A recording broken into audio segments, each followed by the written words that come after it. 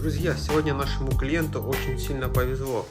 Изначально человек хотел сам проапгрейдить свой компьютер, сдать 360 на 12 гигабайт, и приобрести у нас 5070 тишку, гигабайт аэро.